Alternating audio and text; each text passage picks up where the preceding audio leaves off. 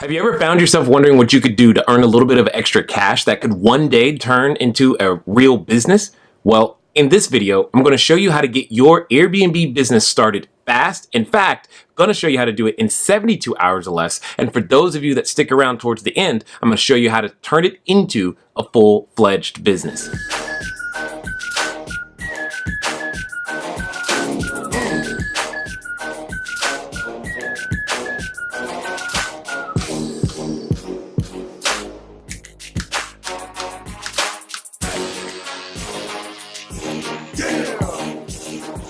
Hi, I'm Massey. Welcome to Cash Flow Diary. And on this channel, we like to talk about money, business, and strategies to grow your real estate portfolio using sites like Airbnb, HomeAway, Flipkey, Wimdu, Travelocity, and many, many, many more. So if you are open to growing your mind as well as your money, please leave us a like and make sure you hit that subscribe button and the notification bell so you can be the first to know when new videos are published. This video started as a simple conversation with someone at church, and then what happened is that as I began to think about the concepts inside, I was like, man, if only more people knew, they would get their business started faster. So I wanted to make sure that I got the points home.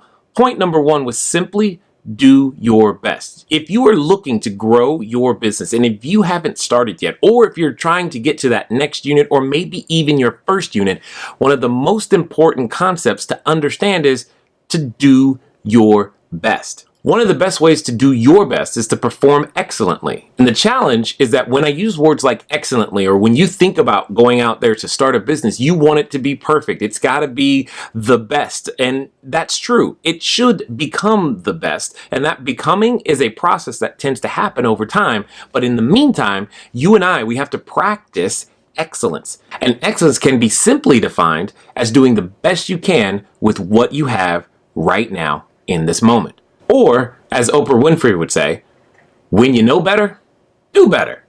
Another way of looking at it could be to start with what you have, where you are, with who you are at this particular moment in time. For those of you who have been in business any particular amount of time, you know that you change. As you grow, your income grows. So you and I will never out-earn our own personal growth. But here's what I mean. When you first start something, you're not very good at it. I've often said things like, every master was once a disaster. And that's the challenge, is that oftentimes we're not willing to try in business because we know we're not yet perfect. We don't want to hear the feedback that may not necessarily be positive, but that's okay. That's part of the process. So as you go out there to start your business, what does that mean? This practically means that in the beginning, you are going to price your unit for less than you should. In the beginning, you may not have the absolute best location in a particular building. In the beginning, some of the policies and procedures that you have probably won't be the best either, and you will refine them over time.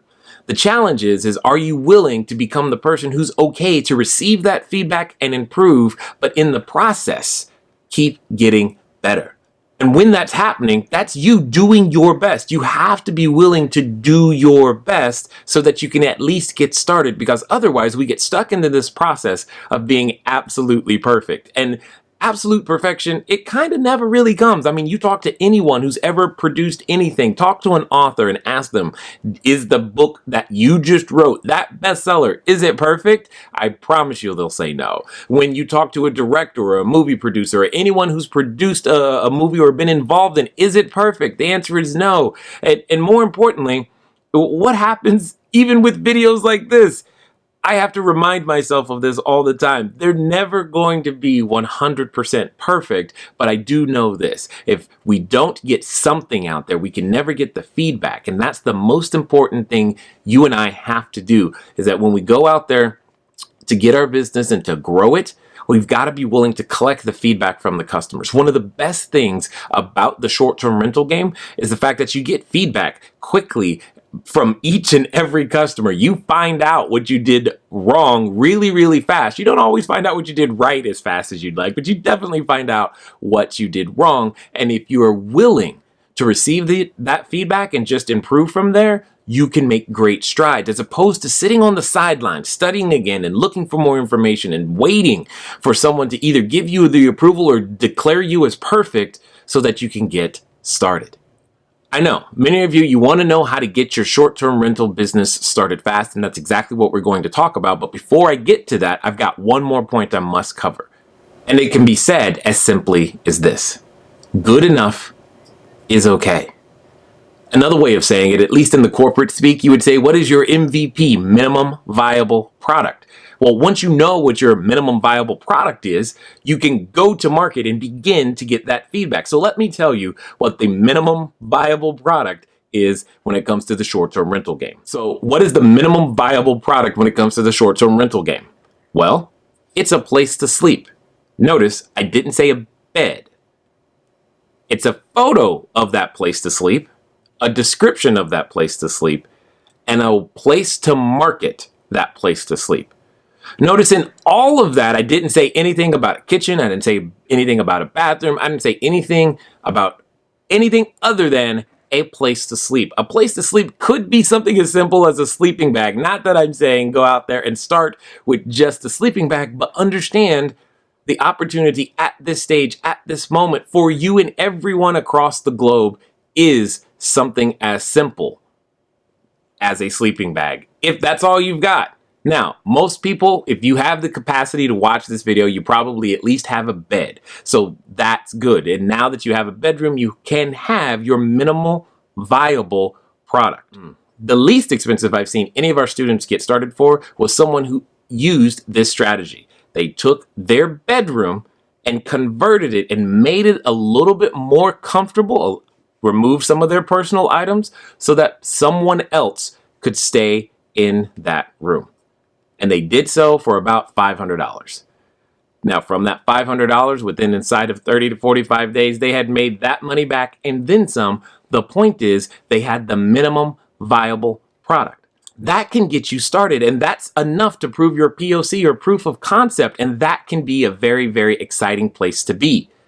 Oftentimes what happens, though, is that you want to get, now that you've got one, you want to do it again, and you want to do it again, and you want to do it again, because you begin to see that, yes, you can do it.